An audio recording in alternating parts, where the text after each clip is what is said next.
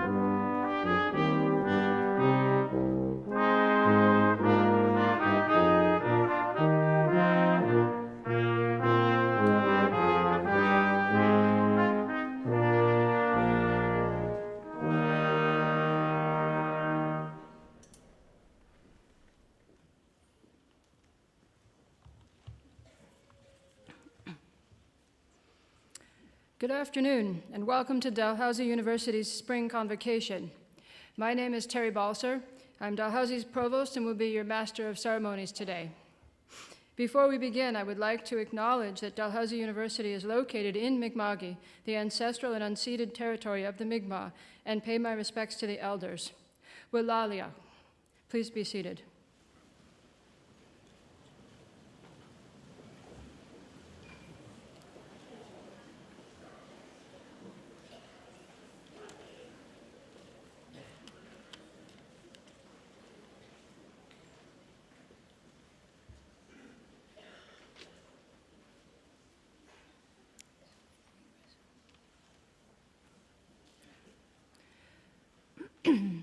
There are 2 times on university campuses that are of particular significance.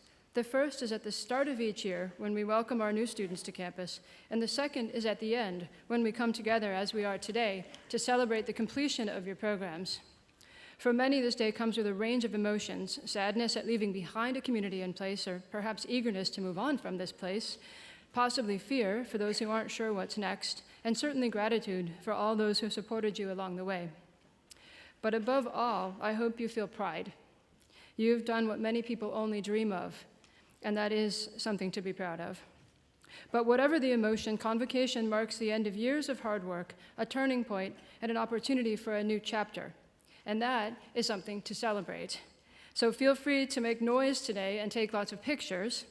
And family and friends, you're free to move around the auditorium for photographs, but please be careful not to block the people behind you. And in particular, when you watch your graduates come across the stage, this area can get kind of crowded, so please be mindful of the people around you and be good to one another. And please do share your best pictures with us on Twitter at #DalGrad. And as always, Convocation is being webcast, so you can have the pleasure of watching it as many times as you like. Now I'd like to take a moment to introduce those individuals who will participate during the ceremony. And when I call your name, please remain standing. The Honorable Anne McClellan, our Chancellor.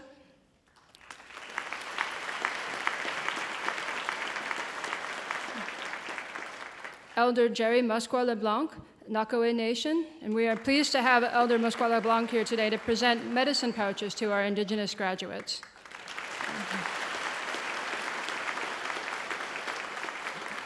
Peter Mackinnon, Interim President and Vice-Chancellor. Dr. Kevin Hewitt, Chair of Senate. Dr. Catherine Harmon, Vice Chair of Senate. Dr. Tanya Packer, Vice Chair of Senate. Dr. Cheryl Cozy, Acting Dean, Faculty of Health. Dr. Marty Leonard, Dean, Faculty of Grad Studies. Dr. William Webster, former Dean, Faculty of Health.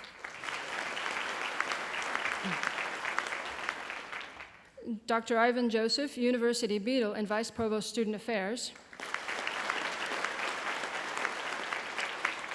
Dr. Elizabeth K. Rainingbird, Professor with the School of Communication Sciences and Disorders and our Convocation speaker.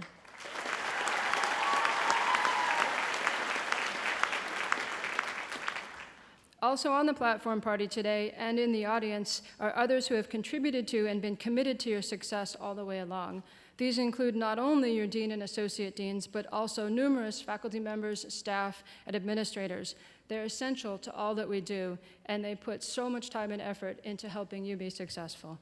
And so I ask that you all stand as you are able for us to acknowledge you.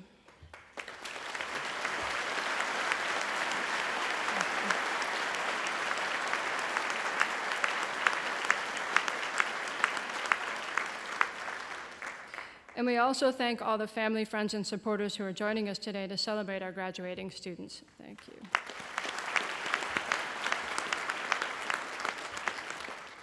And it's now my pleasure to ask Interim President and Vice-Chancellor of Dalhousie University, Peter Mackinnon, to give the opening remarks.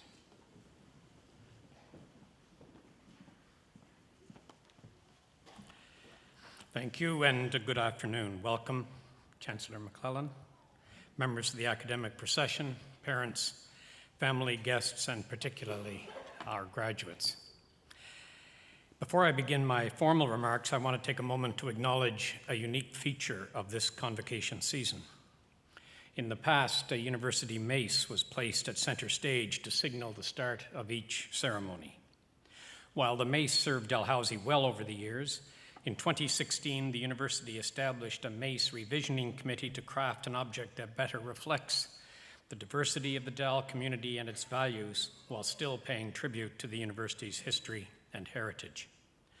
Earlier this month, at our first convocation ceremony at the agricultural campus at Truro, we unveiled Dalhousie's New Dawn staff of Place and Belonging. The staff was created by award-winning Mi'kmaq artist Alan Syllaboy and collaborator Mark Austin. They worked with artists and craftspeople from diverse communities across Nova Scotia to bring it to life. With the New Dawn staff, we journey proudly into our third century, informed by the past and inspired for the future. Thank you to the artists and collaborators for this work on this most important project.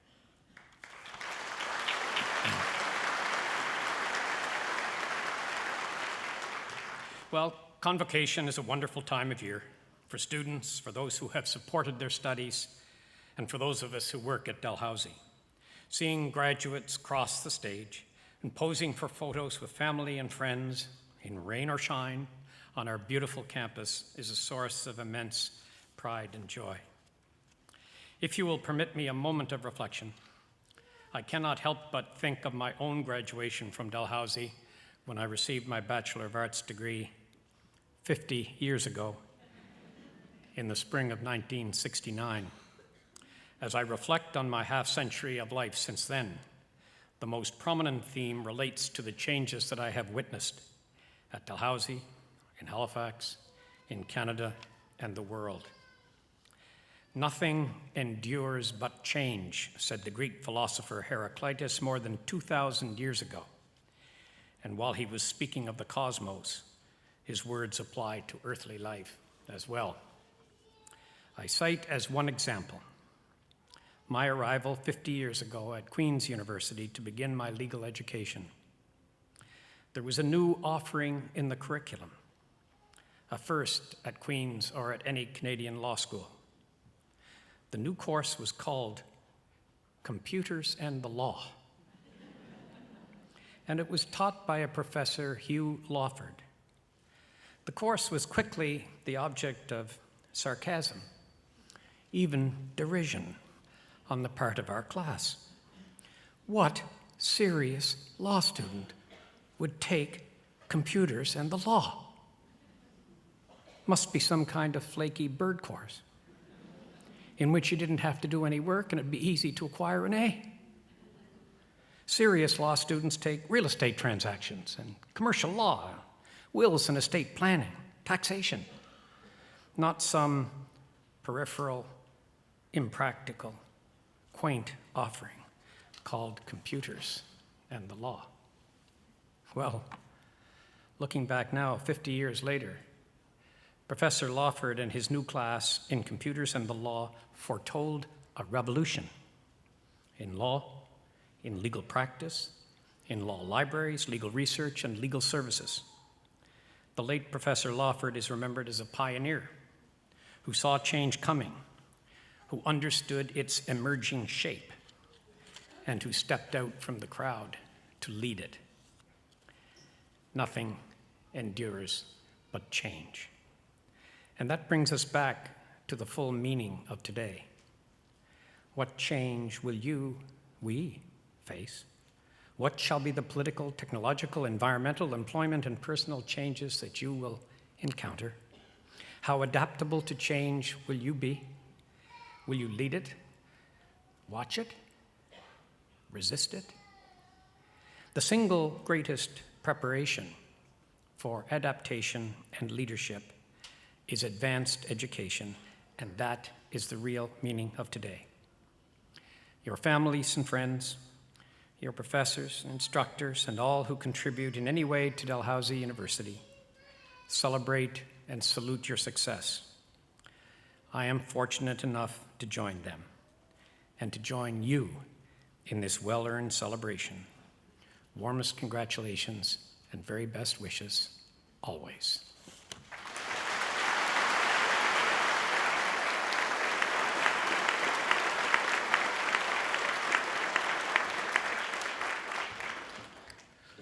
I now invite our graduands to please rise.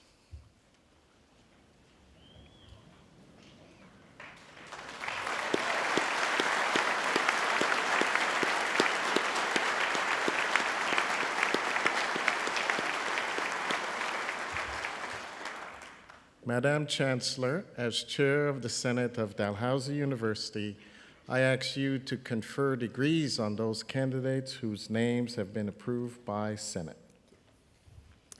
By virtue of the authority vested in me and in Dalhousie University, I admit to their respective degrees and diplomas with all the rights, privileges, and responsibilities appertaining thereto, those candidates who have fulfilled the requirements of that degree and whose names have been approved by Senate. Admito vos ad gradum. Congratulations.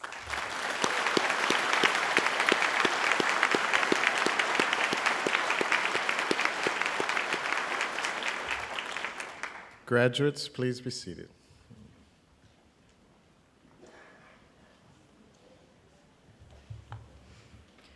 I now call upon Dr. Cheryl Cozy, Acting Dean of Health, to present the candidates who are here today receiving diplomas and degrees, followed by Dr. Marty Leonard, Dean of Graduate Studies, to present the candidates who are here today receiving higher degrees. Madam Chancellor, I have the honor to present to you the following candidates who have fulfilled the requirements for the Diploma in Emergency Health Services Management.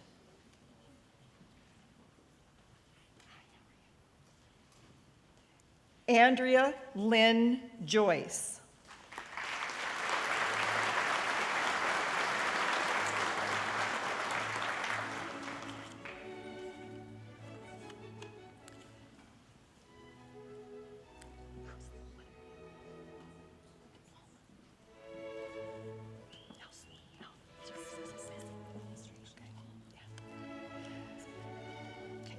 Madam Chancellor, I have the honor to present to you the candidate who fulfilled the requirement of Diploma in Health Services Administration, Maria Chicheska.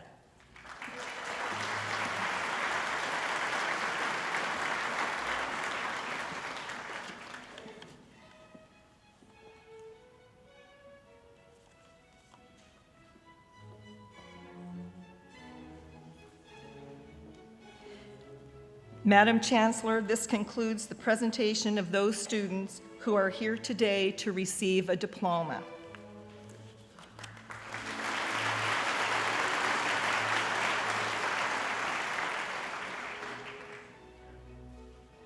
Madam Chancellor, I have the honor to present to you today the candidates who fulfilled the requirements for the degree of Bachelor of Health Sciences. And I would like to congratulate all the students graduating with distinction, first-class honors today. Each is noted in your program. The first candidate is Holly Beth Albright.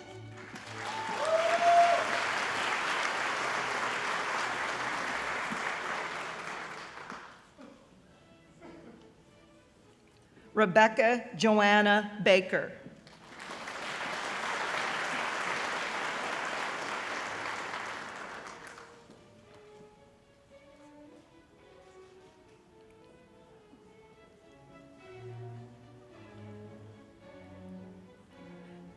Jenna Dawn Barton.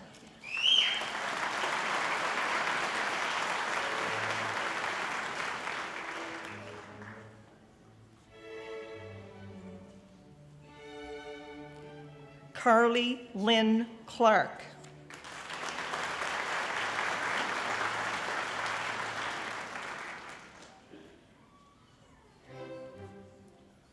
Katrina Cleveland.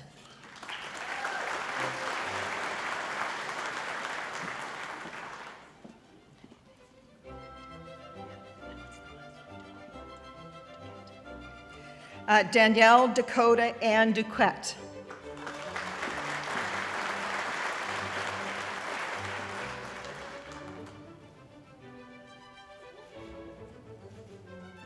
Maxine Blair Foley.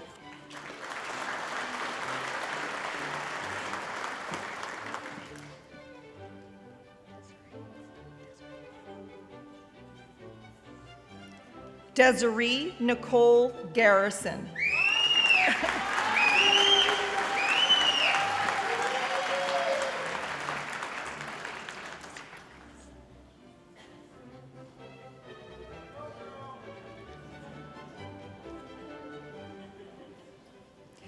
Ellen Louise Griffiths.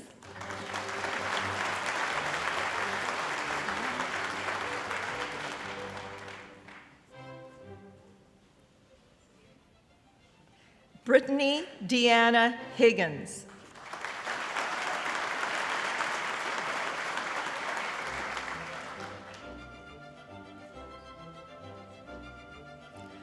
Christy Leanne Hines.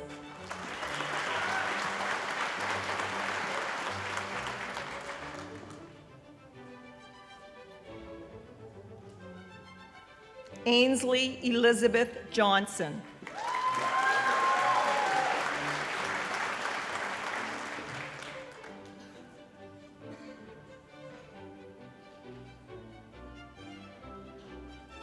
Dylan John LeBlanc.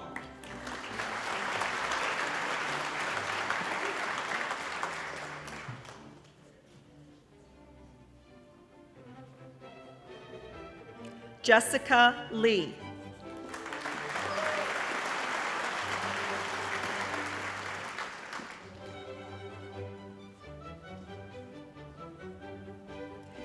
Mary Nicole McMillan.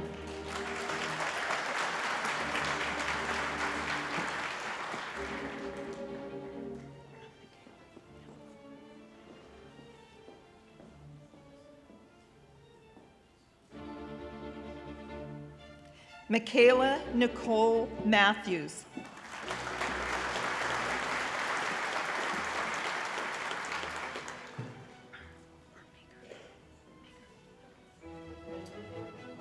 Sarah Gail Mager.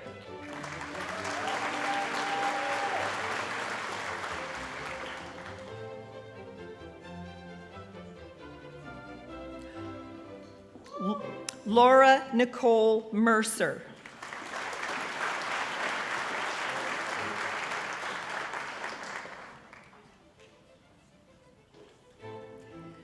Melissa Brenda Elizabeth Milligan.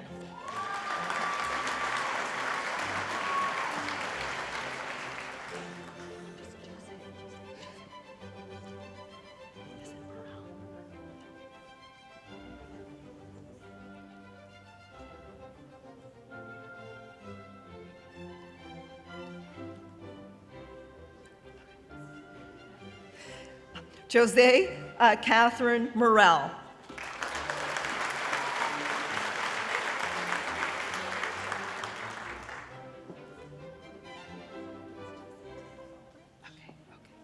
Jessica Taylor Obridge.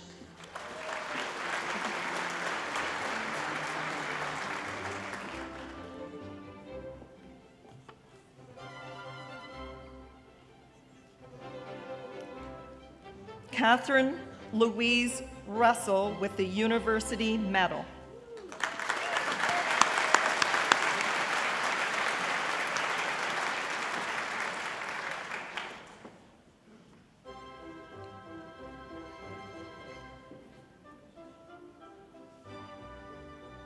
Alexandra Megan Scott.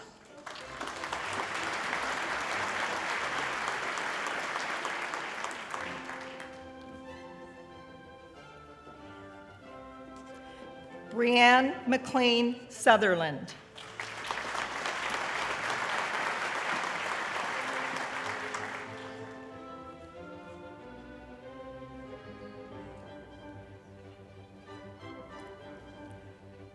Taylor Alyssa Tobin.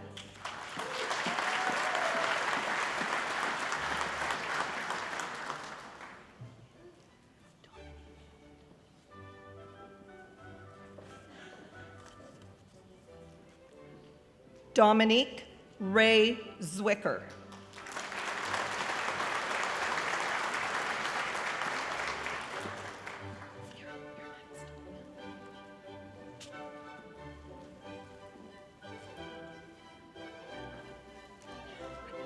Madam Chancellor, this concludes the presentation of candidates who are here today to receive the Bachelors of Health Sciences.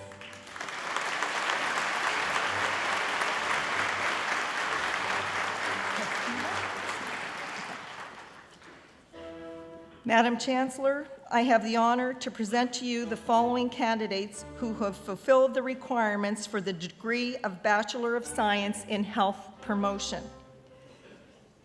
Kestiva Ruth Benton.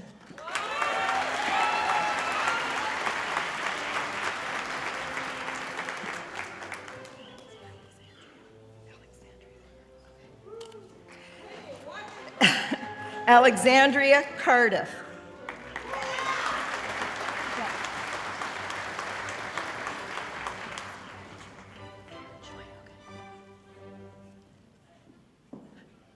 Karen Choi.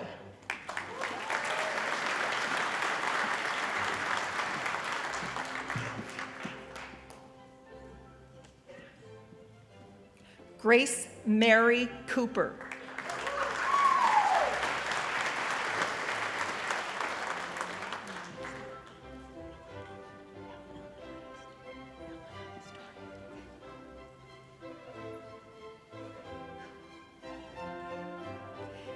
L. Anais Doherty.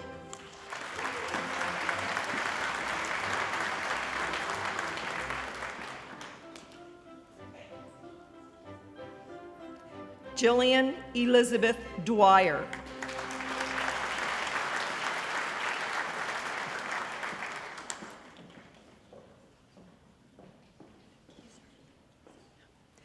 Joy Kelly Geezer.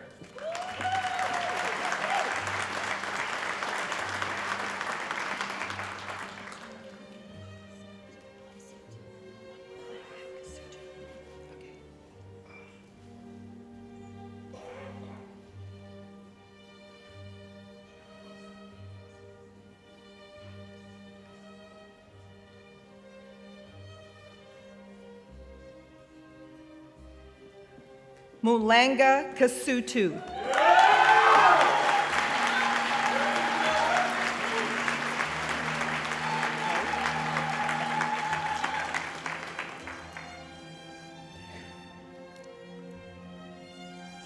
Avery Loeb.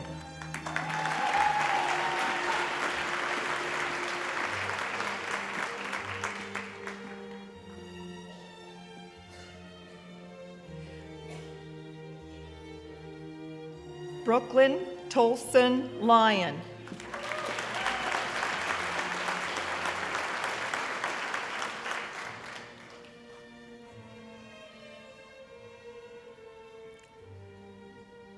Samantha Ray McClellan.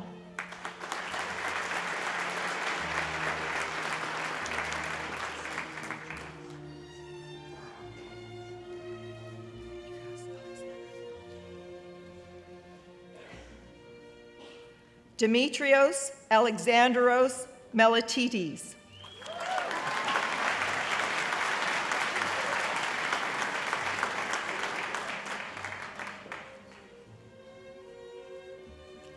Scott Cameron Monroe.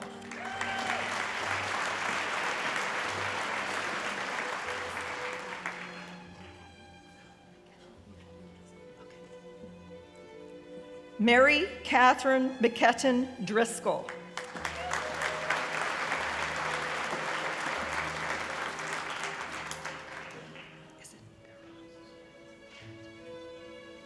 Elizabeth Ann Parrott.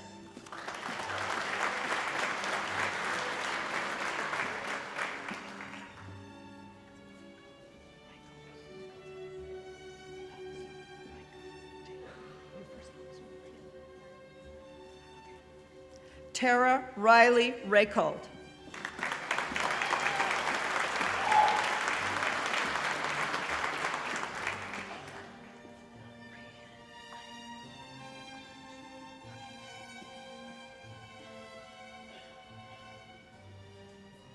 Rayanne Irad Shuli.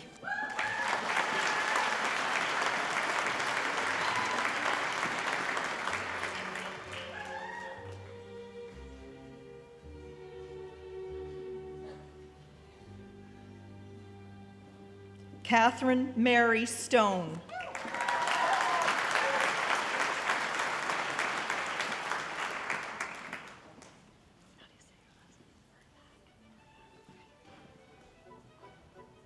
Deanna May Vervac with the University Medal.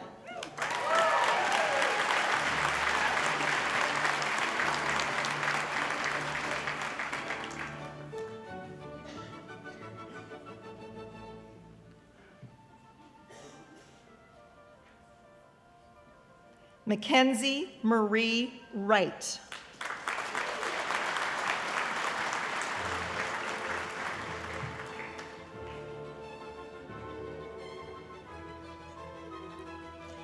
Madam Chancellor, this concludes the presentation of candidates who are here today to receive the Bachelor of Science in Health Promotion.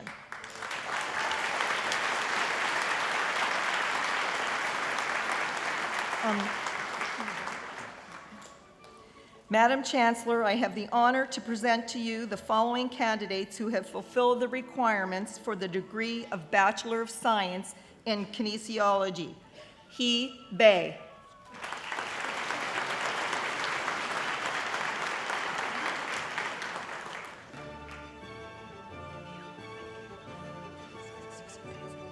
Camila Michaela Susan Bazin.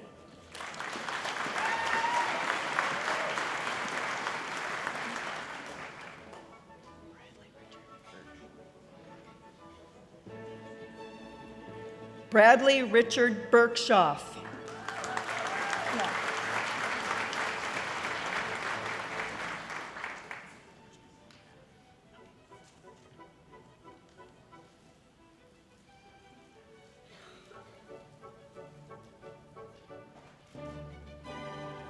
Jaylyn Patricia Bowden.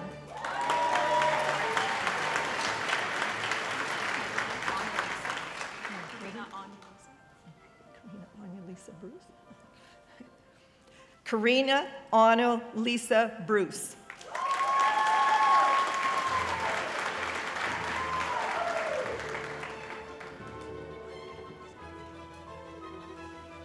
Amanda Ann Bungay.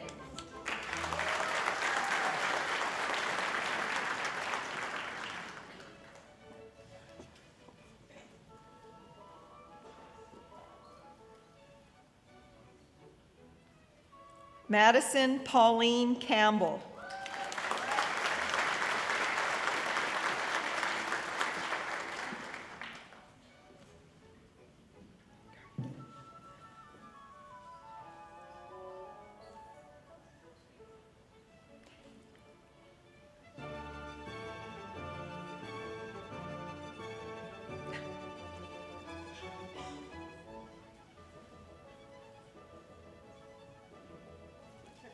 Alexandra Nicole Carnegie.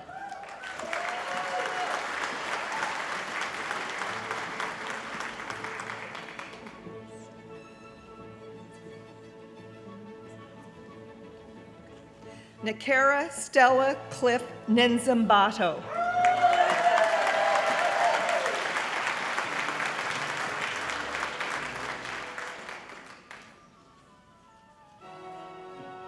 Katrina Robin Cox.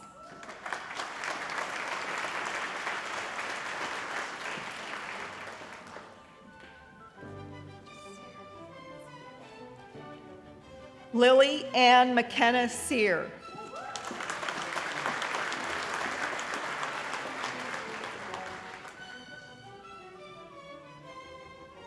Travis Lane Dorsey.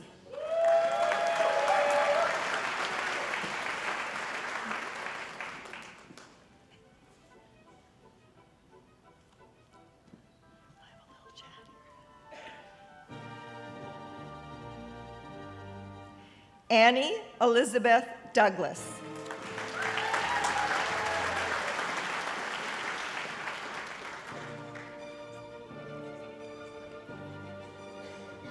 Brianna Marie Dowsley.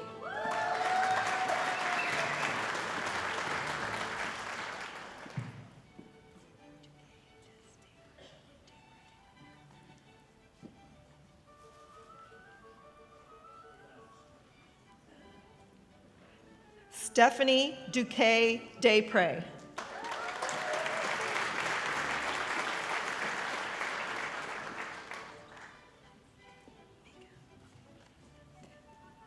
Mika Marie Dumont.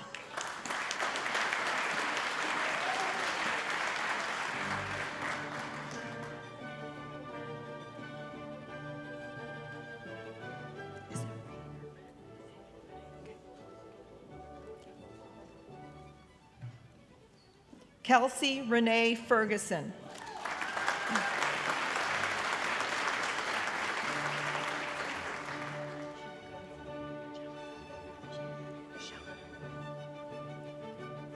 Haley Catherine Ann Shelena.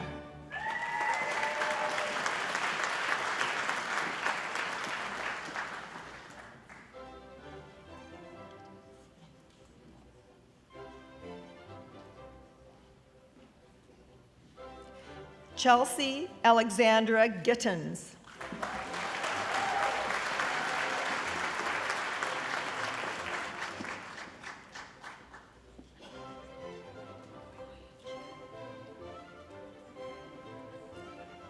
Melanie Lynn Goyachi.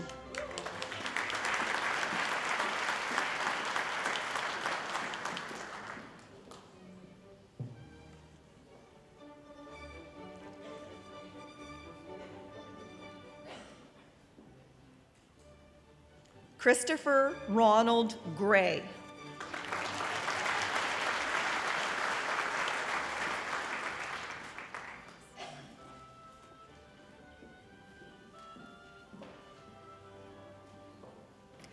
Alyssa Catherine Grimes.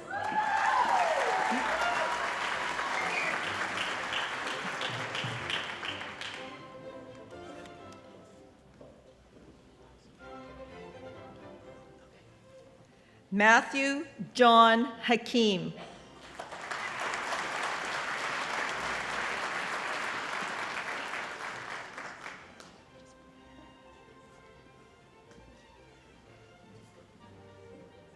Alyssa Brianne Harding.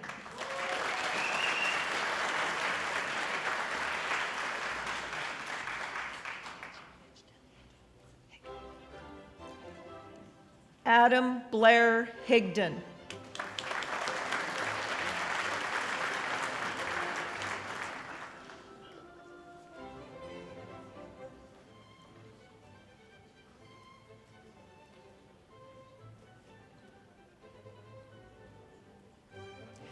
Christopher William Holland.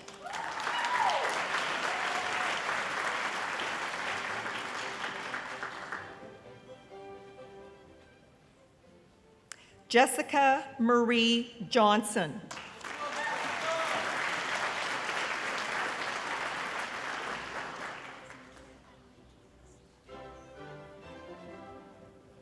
Alexandria Adeline Jones.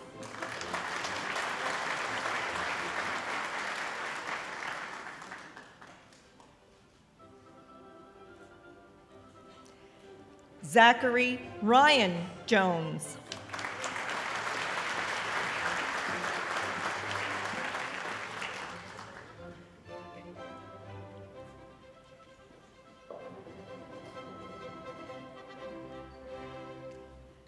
Danielle Marie Kent.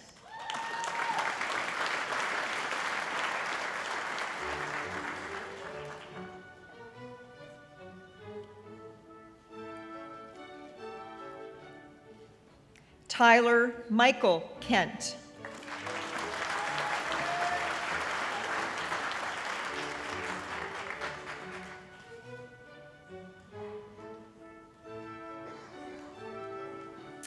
Kimber King.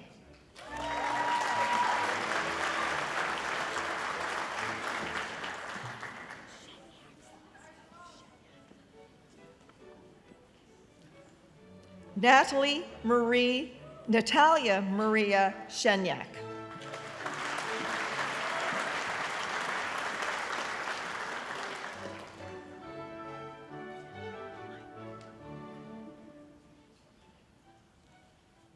Daniel Langlois.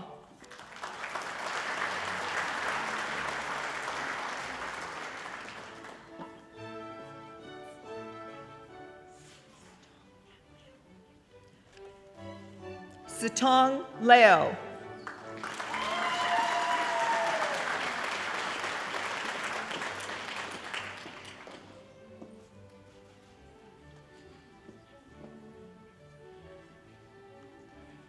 Jennifer Nicole Mirando.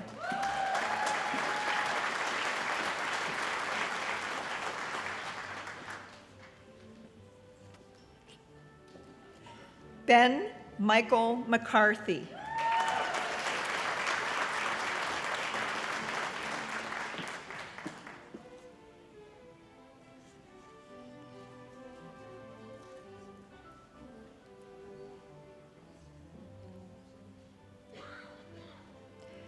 Abigail Brianna McDonald.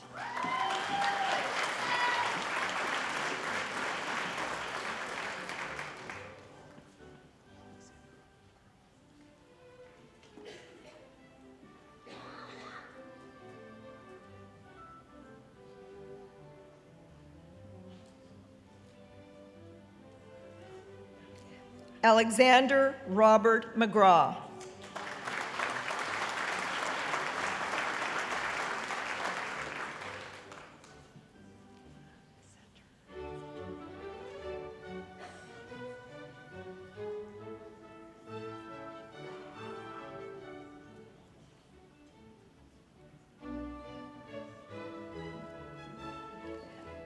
Karina Lynn McKay Saturnino.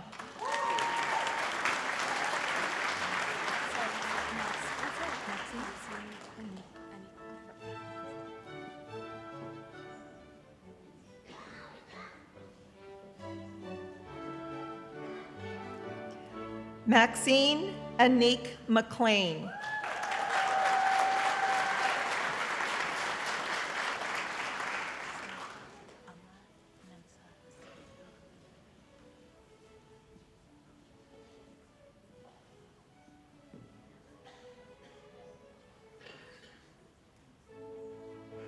Samantha Ama Mensa Asiadu.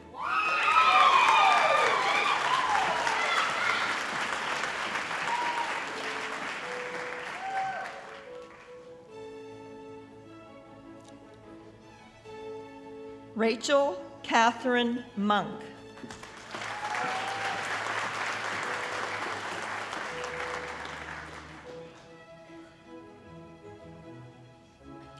Haley Mitchell.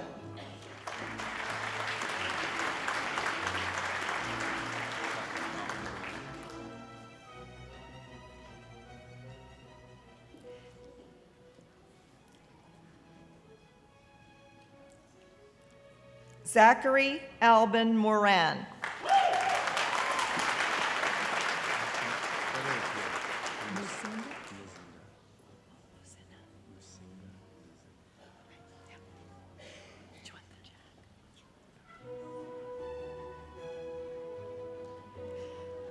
Musinga Jack Nazinda.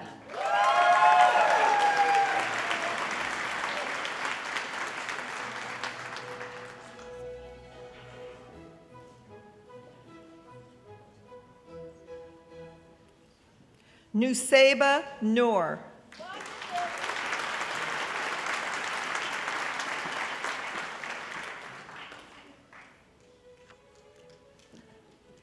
Paige Elizabeth O'Neill.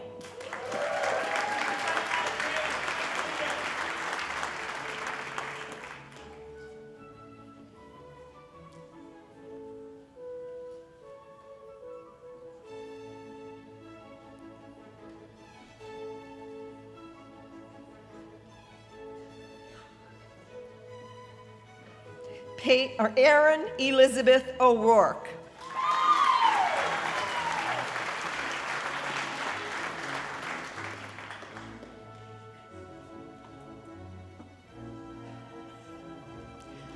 Hugh Lee Park.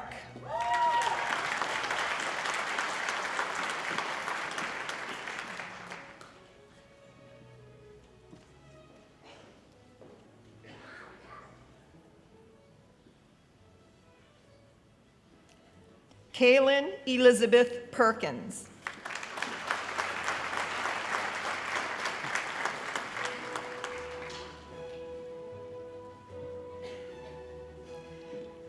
Carter Peter Jacob Piercy.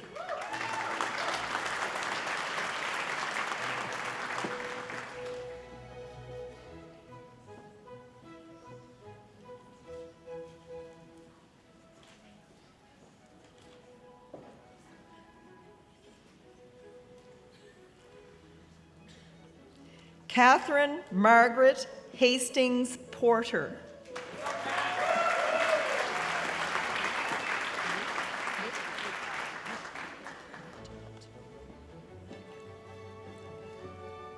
Jessie Leanne Rittfeld.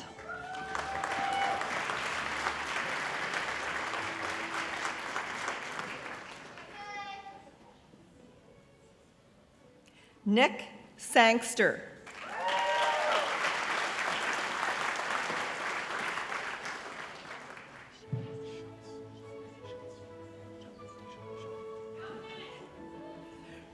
Ryan Michael Schutz.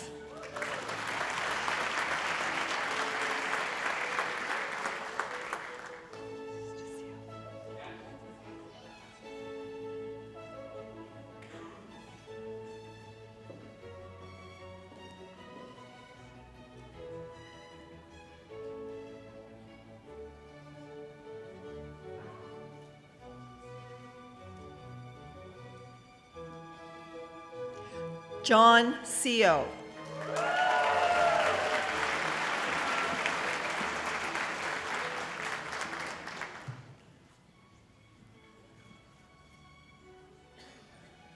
Jenna Carol Silverberg.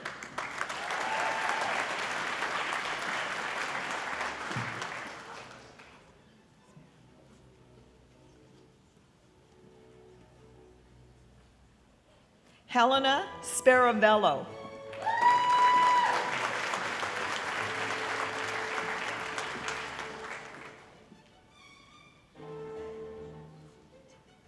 Alyssa Marie Stewart.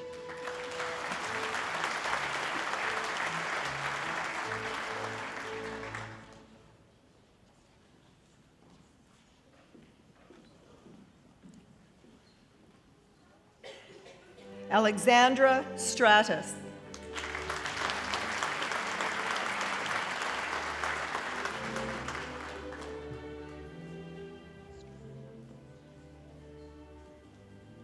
Caroline Anne Marie Straub.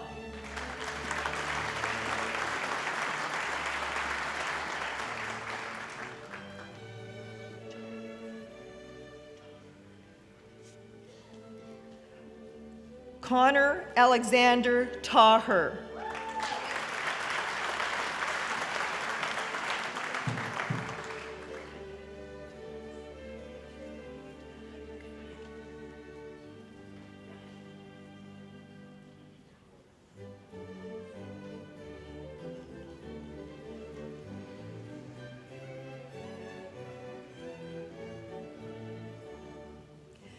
Gianna Tomas.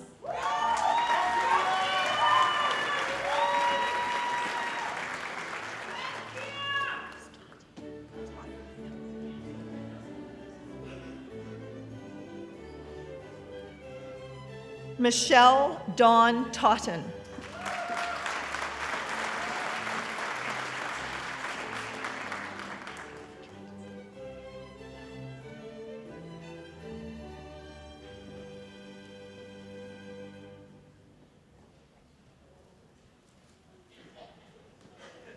Evan James Trites.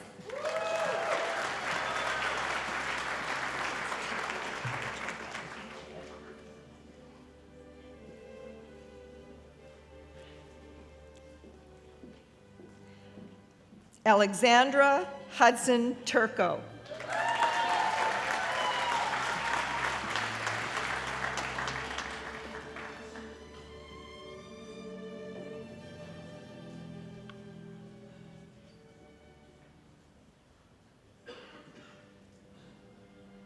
Emma Riley Wilson.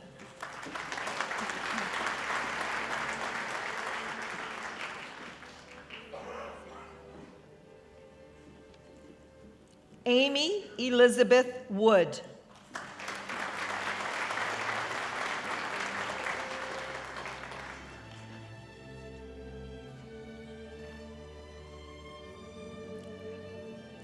Sarah Victoria Wood.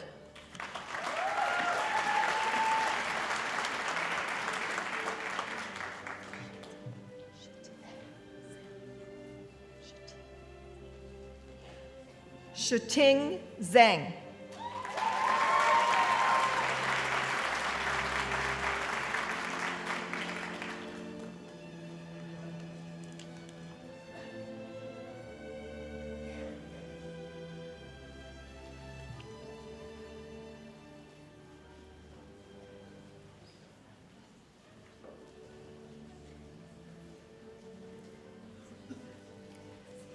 Madam Chancellor, this concludes the presentation of the candidates who are here today to receive the Bachelor of Science in Kinesiology.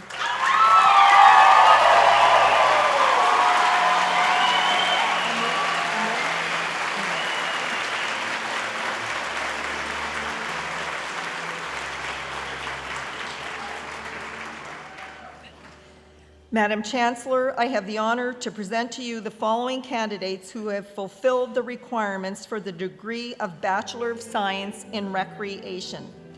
Laura Madeline Amero.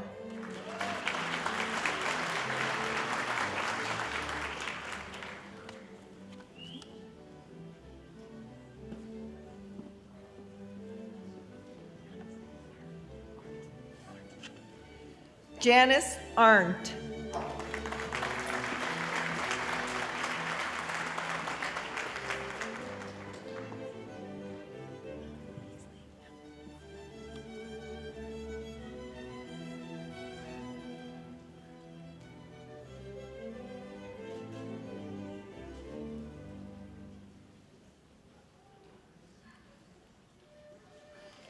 Claire Abigail Beasley.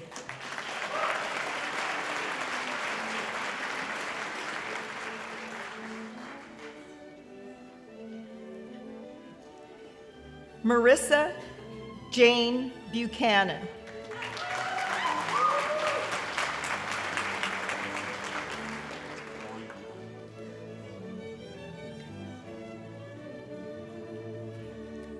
Aaron Bonviver.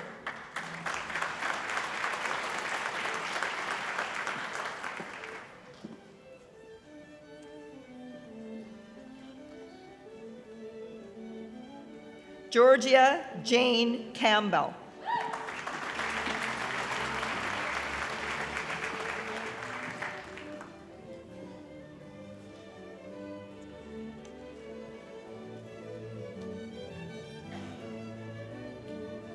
Reuben Ethan Cohen.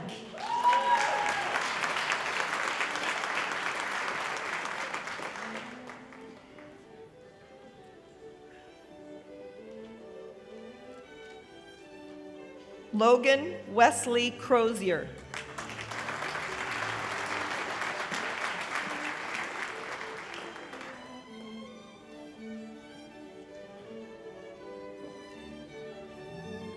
Bernadette Kathleen Daigle.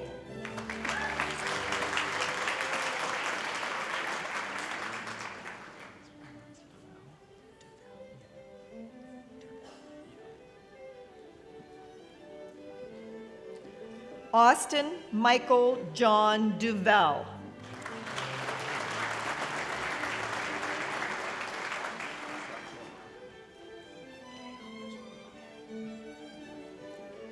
Cale Patrick Doyle.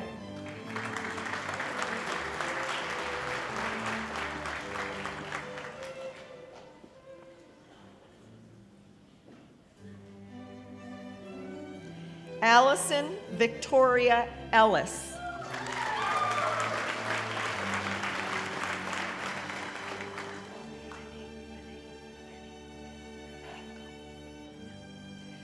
Jarrett Venning Goad.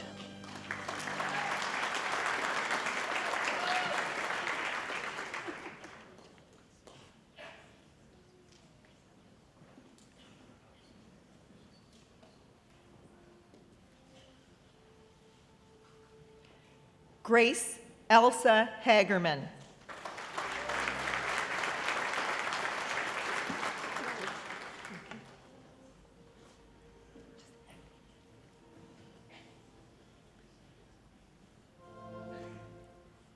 Erin Catherine Heck.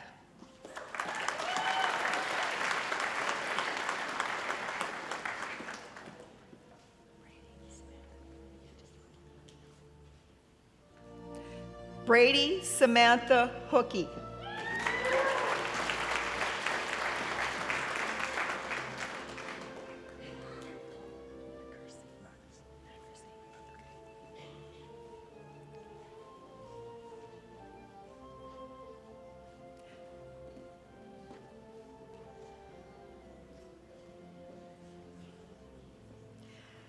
Gavin Mackersey Hull.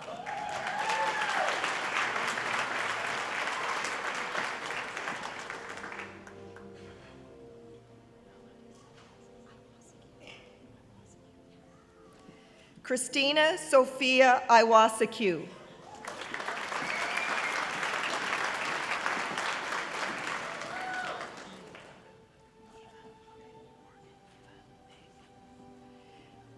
Morgan Eva May Kidney.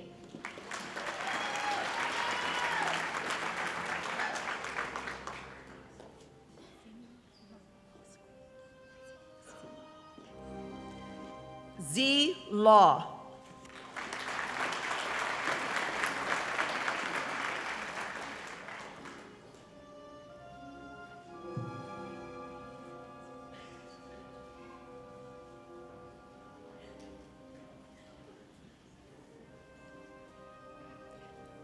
Caitlin Elizabeth MacDonald.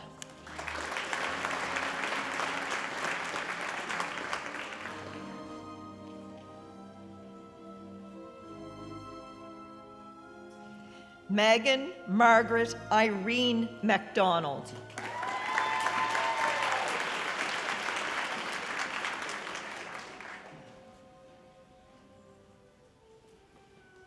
Ryan Kevin MacDonald.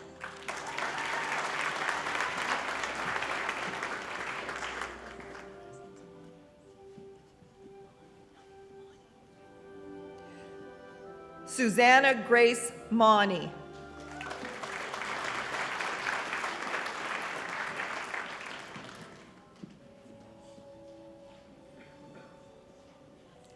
Rebecca Lynn March.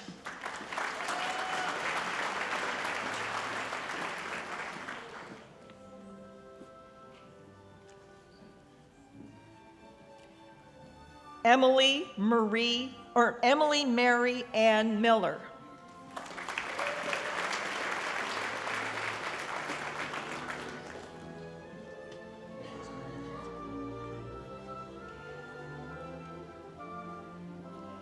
Liam Philip Patrick Mulcahy.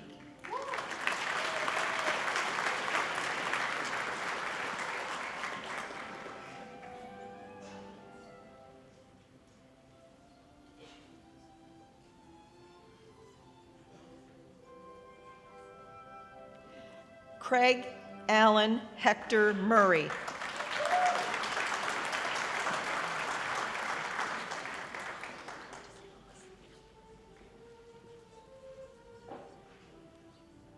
Haley Marie Noss.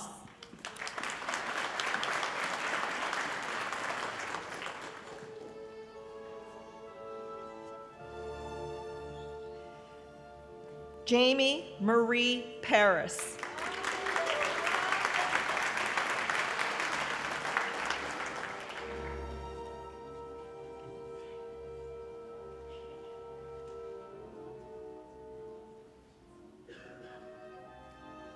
Laura Mary Peak.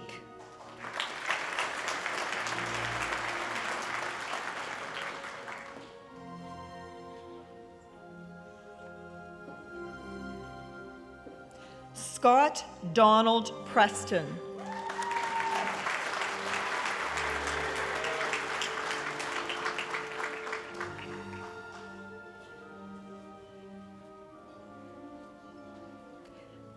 Kimberly Ann Purcell.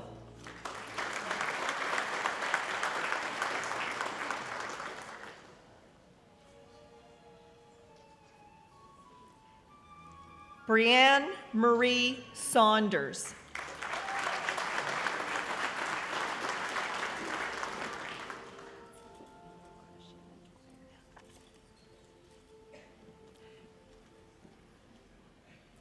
Annie Laura Shannon Dwyer.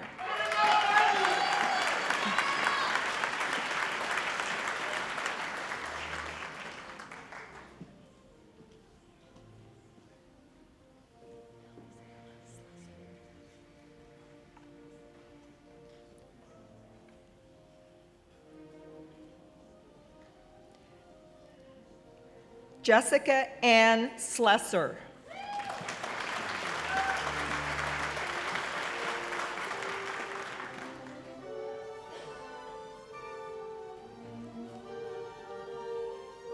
Matthew Alexander Steele.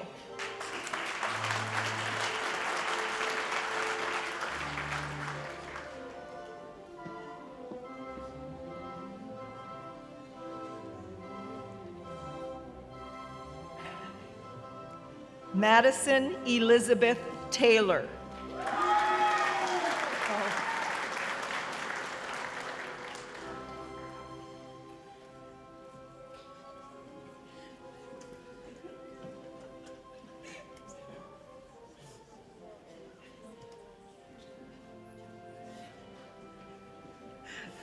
Okay, you can go. Michelle Sylvie Chakwa.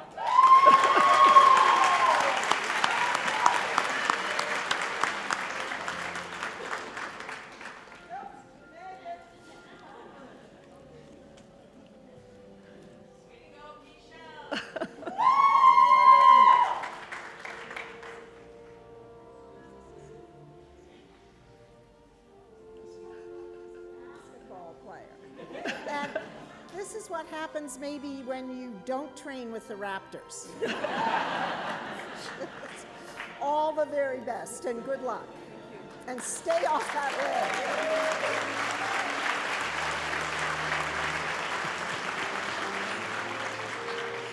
ledge. Megan Thompson.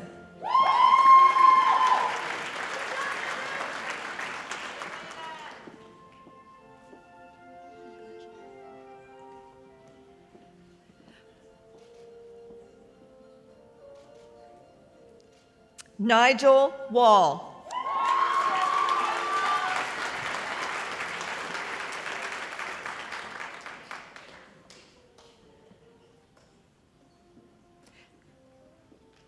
Jessica Dawn Wallace.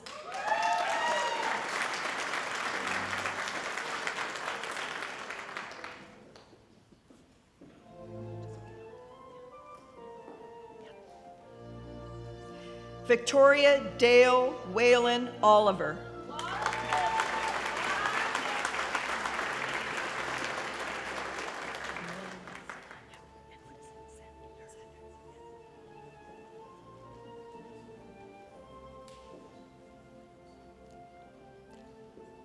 Jessica Elizabeth Zettner.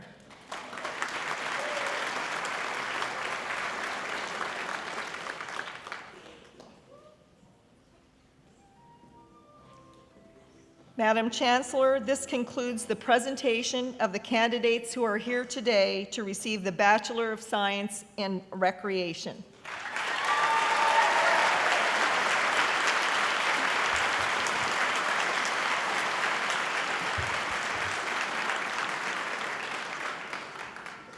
Madam Chancellor, I have the honor to present to you the following candidate who has fulfilled the requirements for the Master of Arts.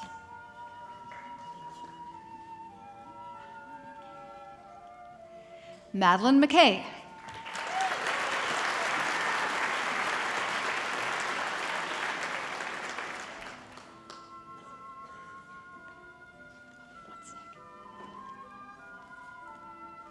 Madam Chancellor, this concludes the presentation of those candidates who are here today to receive the Master of Arts.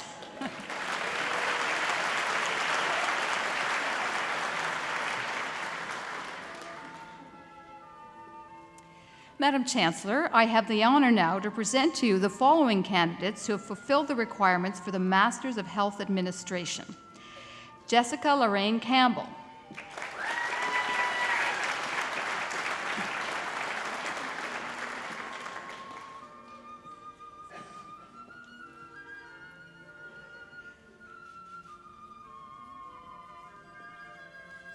Chelsea Cox.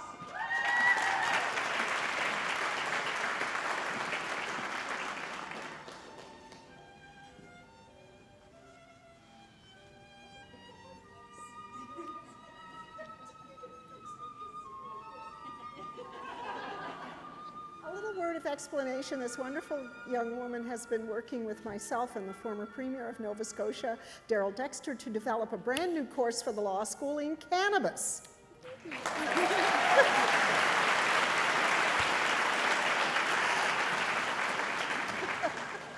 Cadence Hayes.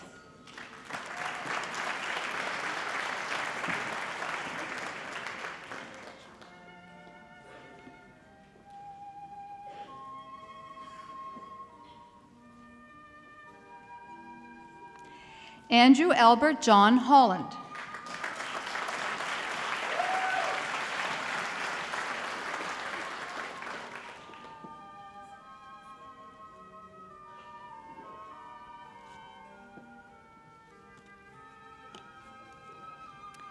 Chelsea Elizabeth Megan Kovalik.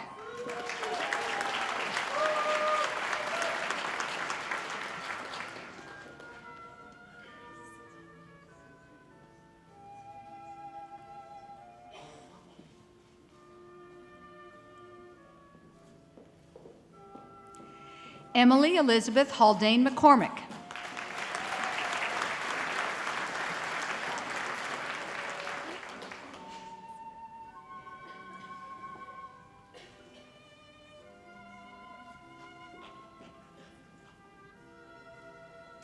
Rebecca Jane Visser.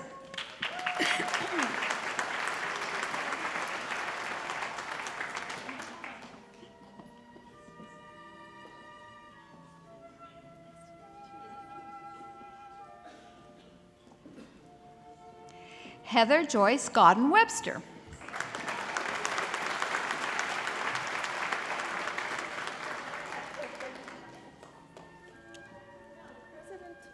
We'll be getting some help from Heather's father, and Heather's father, Will, is the former Dean of Health Sciences, and Heather was up on the stage earlier this week receiving her degree in law. So you've had a busy, exciting week. Congratulations.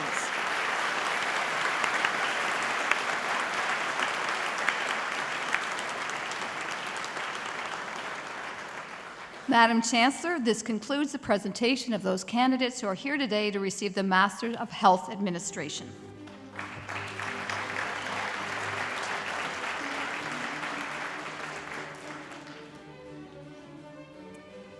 Madam Chancellor, I now have the honor to present to you the following candidates who fulfill the requirements for the Master of Science.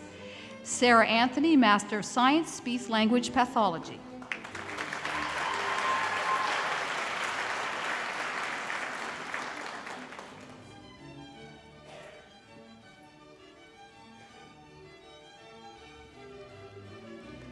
Montgomery Catherine Boone, Master of Science, Speech Language Pathology.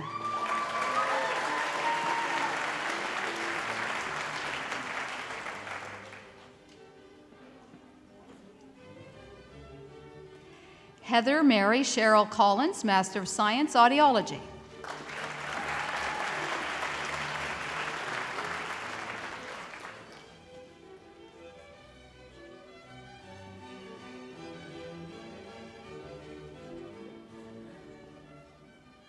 Ghislaine D'Entremont, Master of Science, Kinesiology.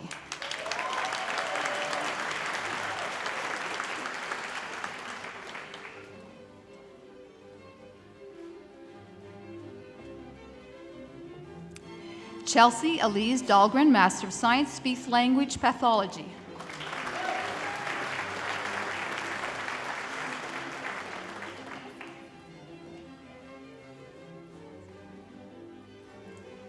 Stacy Lee Ernst, Master of Science, Speech Language Pathology.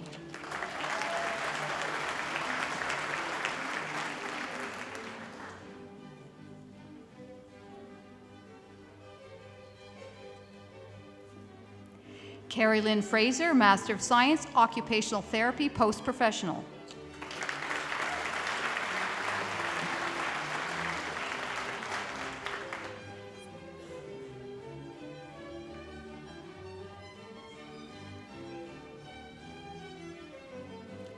Kayla Elizabeth Golly, Master of Science, Speech Language Pathology.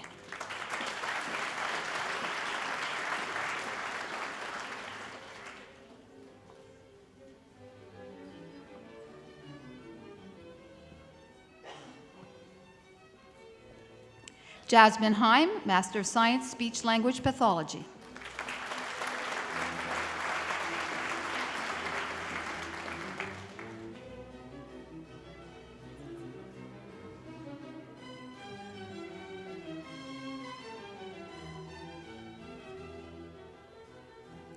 Catherine Hill, Master of Science, Speech Language Pathology.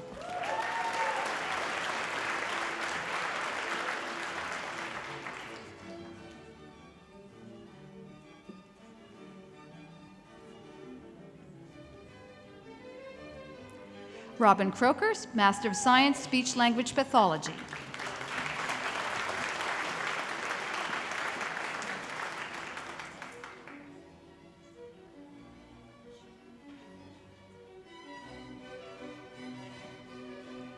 Madeline Leona Marie Leger, Master of Science, Speech Language Pathology.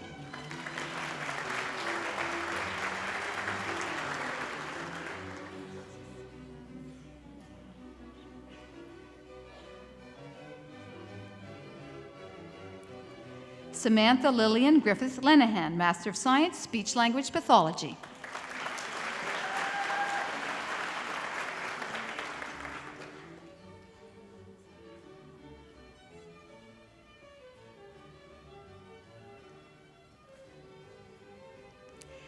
Katie Elizabeth Lund, Master of Science, Speech Language Pathology.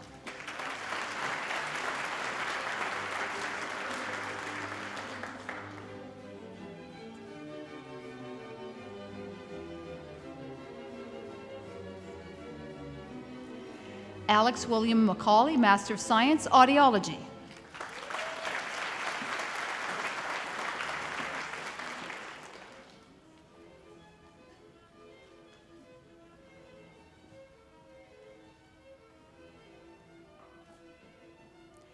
Marley Marie McInnes, Master of Science, Speech Language Pathology.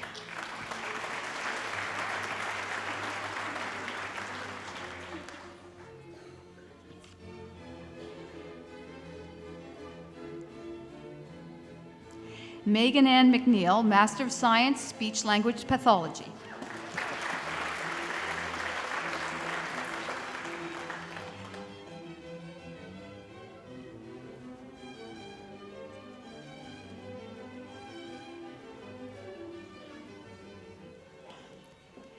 James Duncan McPherson, Master of Science, Audiology.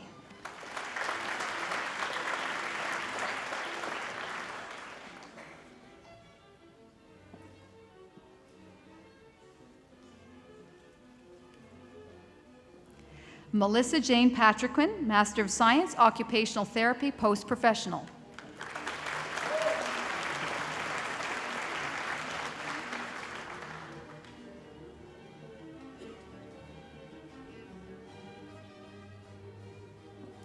Andrea Margaret Power, Master of Science, Speech Language Pathology.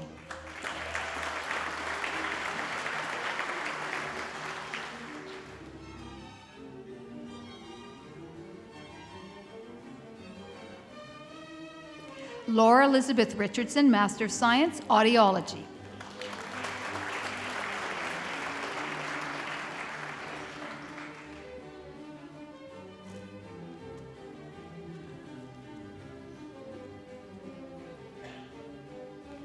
Erica Sanderson, Master of Science, Speech Language Pathology.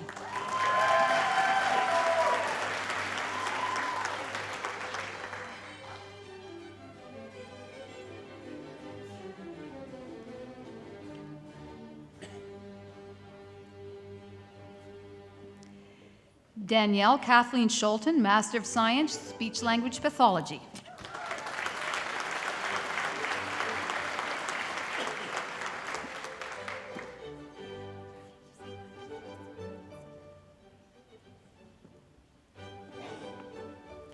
Kristen Diane Starrett, Master of Science, Speech Language Pathology.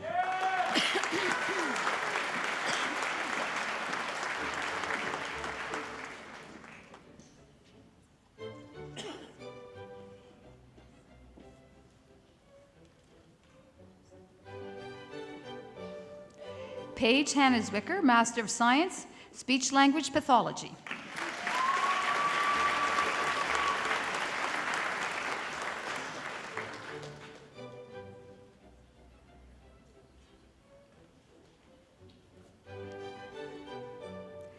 Madam Chancellor, this concludes the presentation of those candidates who are here today to receive the Master of Science.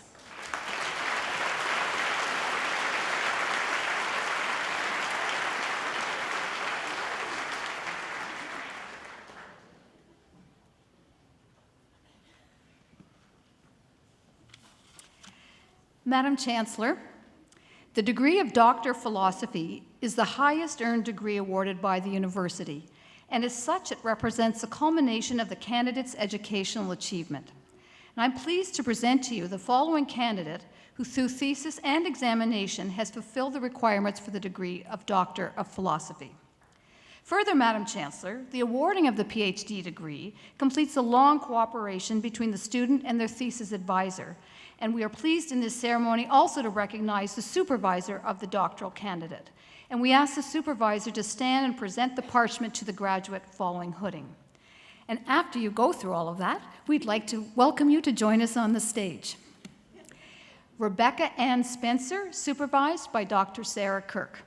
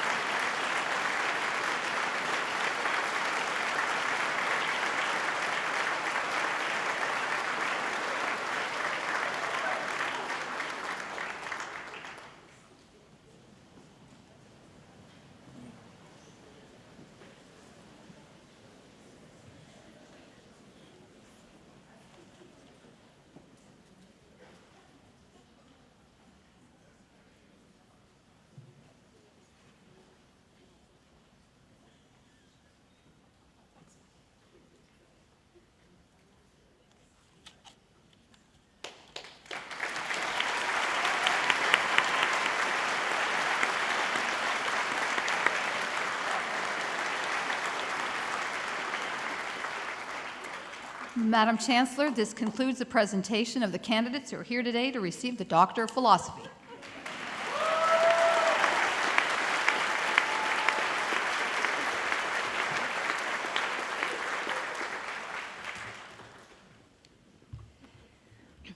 It's now my pleasure to call upon Dean Cheryl Cozy to present the recipient of the University Silver Medal.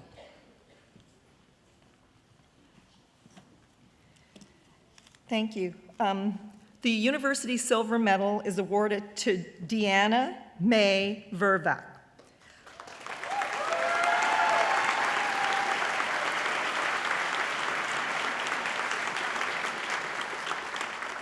The Silver Medal is awarded to the student standing who is judged to be the leading first-class honor student among graduates in baccalaureate programs.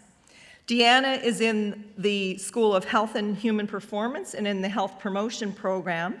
And in addition to her academics, also her research work was on doing a scoping review on patient-centered work in persons who are in the aging population. So not only did she do well with respect to her academics, but also her research is having an impact given our aging population. So, Deanna, congratulations.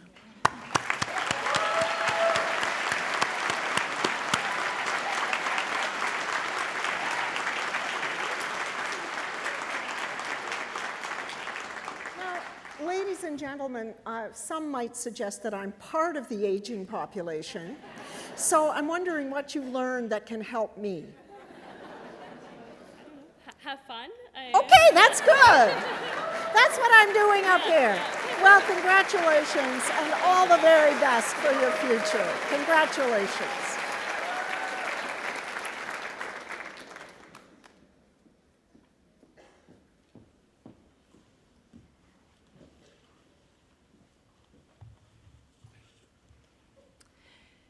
Please join me once again in congratulating all of the graduates with your applause.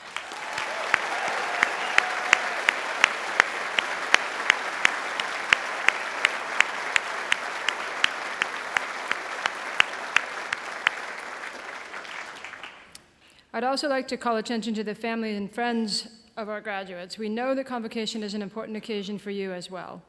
I'm sure that all of us here recognize the importance of your love and support all the way along. So, we would like to express our gratitude to you for the role that you've played. I'd ask the graduates and the onstage party to rise as you're able. And graduates, your family and friends have been applauding you all afternoon. Now it's your turn to honor them and let them hear the noise that you can make out of it, expressing your gratitude.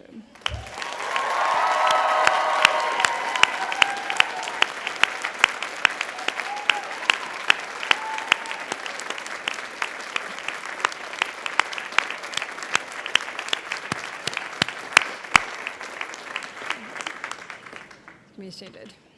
Thank you.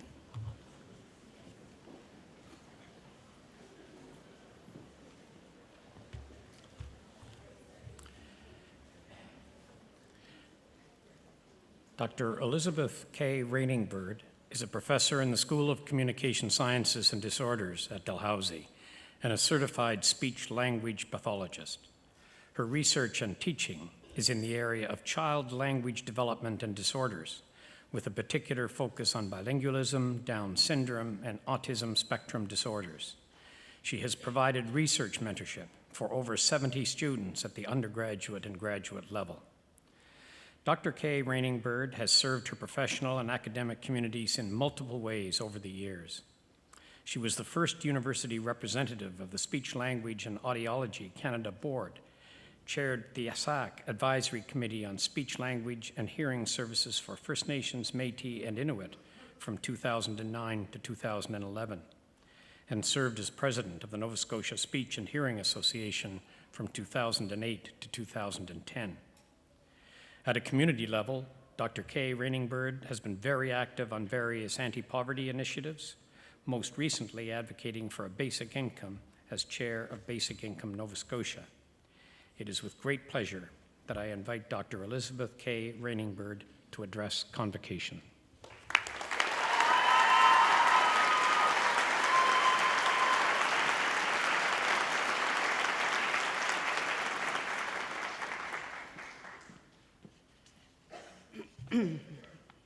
Thank you very much for that introduction.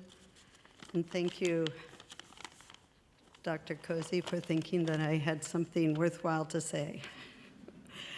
Greetings, everyone. Greetings especially to the graduates here today. Congratulations. Obtaining a university diploma or degree is a significant accomplishment. It takes considerable time, energy, concentrated effort, and ability. You and your families, mentors, and friends should be justifiably proud of your accomplishments. As Martin Luther King once said, we are now faced with the fact that tomorrow is today. We are confronted with the fierce urgency of now. You, the graduates in this room, will provide essential prevention and intervention services to sometimes the most vulnerable people in our society. You, the graduates in this room, We'll develop practice guidelines, design and implement evidence-based programs. You, the graduates in this room, will conduct basic and applied research that could transform our understanding of health, healthcare, and health practices. And you, the graduates in this room, can impact policy. At all these levels, you have the opportunity, and I would suggest the duty, to advocate for positive, principled change. Not just any change. Just look south of the border for evidence that change can damage as well as uplift. We need change that is embedded in respect for others and a genuine attempt to understand each other. We need change that leads to a healthier and more just society for all. You, the graduates in this room, have tools to effect positive, principled change in your places of study, in your places of work, in your provinces, countries, and at a global level. I am convinced that it is people like you who will make a difference in our world. I'm calling my presentation today Advocacy in 3 Acts. Act 1, Cultural Competence. You are at a crossroad in your life. What will you do? And how will it shape you? Some of you will go on for another degree. Some are looking for jobs or have already found them. I remember when I completed my master's degree in speech-language pathology in New York City. I felt the whole world was laid out in front of me, a grand adventure. I had applied for jobs that excited me and had received several offers. A program in St. Louis for people with autism spectrum disorders, a hospital in New York City with adults with aphasia. But what excited me most was the opportunity to work in schools and the health center for the Chippewa Cree Nation on the Rocky Boy Reservation in Montana as the first and sole speech-language pathologist there. And so I did, and my life was permanently and irrevocably transformed.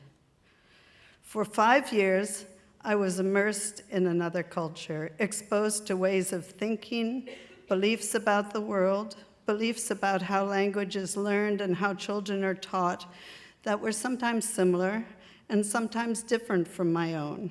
I saw and felt the terrible impact of colonialism and attempted cultural genocide. I grew and learned in ways I could never have anticipated. Bilingualism, culture, poverty were realities I was forced to think more deeply and very personally about. I was transformed and immensely enriched. What Rocky Boy taught me is the critical importance of culturally and linguistically appropriate and safe practices to seek to become culturally competent throughout my career, to advocate for culturally safe practices wherever I work, to research bilingualism and cultural diversity, and to use the research to inform practice, to seek to understand the thoughts and feelings of others, to seek ways to communicate authentically, even when you encounter communication barriers, to increase diversity in our educational programs and professions. These are things we can all strive for. In the coming years, I wish you transformative experiences that expand your understanding and enrich your life and lead you to advocate for positive, principled change. Act 2, the hospital. My grandson was born in January. In March, he was admitted to the IWK with a large hole in his heart. For over 2 months, he was in the hospital. He needed surgery, but had to gain weight and overcome an upper respiratory infection before this could happen. What followed was an excruciating series of interventions that culminated in 36 days in the pediatric intensive care unit, intubated to help him breathe, UD tubed for feeding, IVs for nutrition and medications. He was medicated to paralyze him so he wouldn't move and to sedate him so he would feel less discomfort. My daughter and her husband were there with him 24/7, tag teaming between the hospital and home with their 2-year-old daughter. What made this excruciating experience more bearable? Competent, knowledgeable, up-to-date, and experienced health professionals. Frequent and in-depth communications that included us, the extended family. Carefully considering the family's perspectives and opinions, treating my grandson like the little boy he was, rather than medicalizing him. Treating him with gentleness and kindness, talking to him, touching him, letting mom and dad hold him, even when a multitude of tubes and wires were hanging off of him. Having a support network. Well, my grandson had his heart surgery. It was a success. He's getting better. His story highlights the importance of advocating for authentic family and patient-centered care in all care settings, for fulsome, honest, respectful, and ongoing communication with all family members, for ongoing scrutiny of our practices and policies to ensure that we continue to learn and improve. Act 3, university tuition. How many of you are graduating with a student loan debt?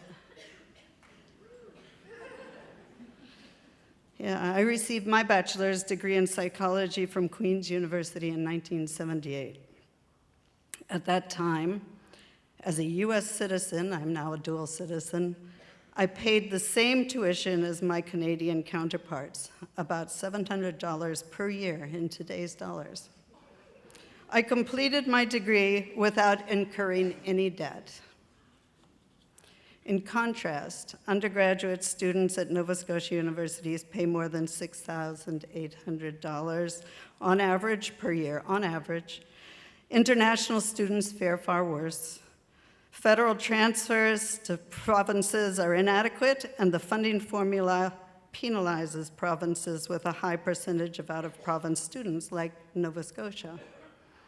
As student tuitions rise, federal and provincial government contributions decline, transferring the cost of post-secondary education to students and their families. Tuition at Dalhousie currently makes up a whopping 41% of all its revenues.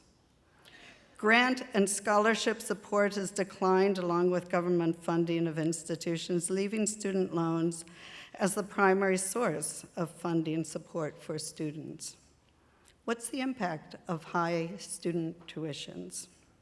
Student debt. In Canada, on average, undergraduate students graduate with about $26,000 in debt on average. Student stress and anxiety. I know many of you have experienced that. Student poverty. A recent study out of the University of Saskatchewan, for example, found that about 40% of students are food insecure, with rates highest for international students. Food bank use is up among students. Access to university education for people coming from poor backgrounds has declined. Here is another opportunity for advocacy. You have power as graduates, as alumni. Your voice matters. It matters to Dalhousie University, to the provincial government, to the federal government. The province has recognized there's a problem here. As you probably have heard, this year the Nova Scotia government announced some substantial help for students in debt. Starting August 2019, provincial student loans for undergraduates who are from Nova Scotia and attending Nova Scotia universities will be forgiven. This is good news for Nova Scotia residents who complete an undergraduate degree after August 1st, 2019. But in a way, I wonder, isn't this akin to the tail wagging the dog? Why make students incur debt only to forgive it? Why not make direct transfers to the universities themselves and drastically reduce or eliminate tuition fees for everyone? This isn't such a radical idea. In 1976, the Canadian government signed the UN Covenant on Economic, Social, and Cultural Rights with the intent to introduce free tuition, an intent that was not realized. We have models around the world. Mexico, Iceland, Finland, and many other countries have close to zero tuition. We could too. What about providing a basic income? My students, I'm sure, were waiting to see if I said anything about a basic income. A basic income to all adults so that their basic needs are met, administered through the tax system. This solution has the added advantage of helping all impoverished people, not just students. And when people say a basic income is not affordable, consider this. Canada spends $29 billion a year on what would be called, what some people call corporate welfare, far more than the estimated cost of a basic income. So to conclude, you can be effective advocates. Solutions require research, something you know how to do.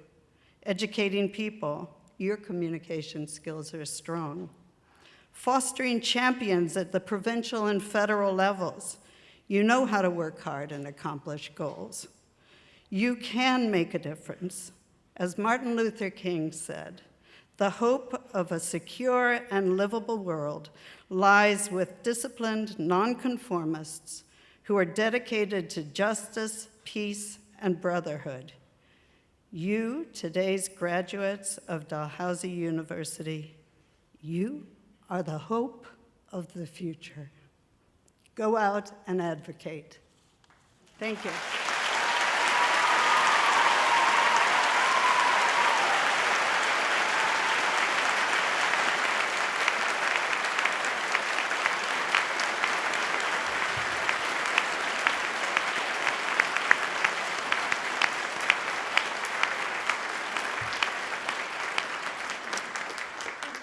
Thank you, Dr. Kay Ranningbird. Graduates, let me be the first to acknowledge that as you leave the auditorium today, you will officially become part of the Dalhousie Alumni Network of more than 135,000 people around the world. This is a tremendous asset, and I hope you'll take advantage of the connection to the broader Dal community. We invite you to get involved and stay involved. In recognition of your new status, members of the Alumni Association will present you with an alumni pin on the way out of the ceremony today, and we hope that you'll wear it with pride. So congratulations again, and welcome to the Dalhousie alumni family.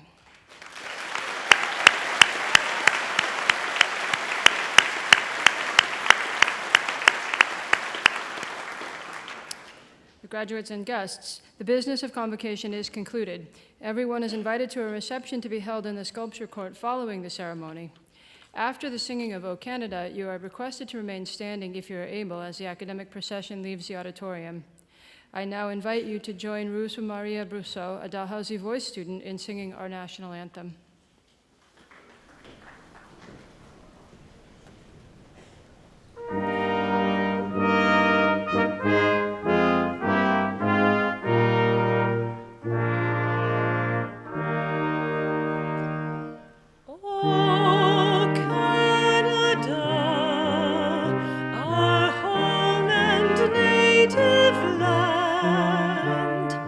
True patriot love.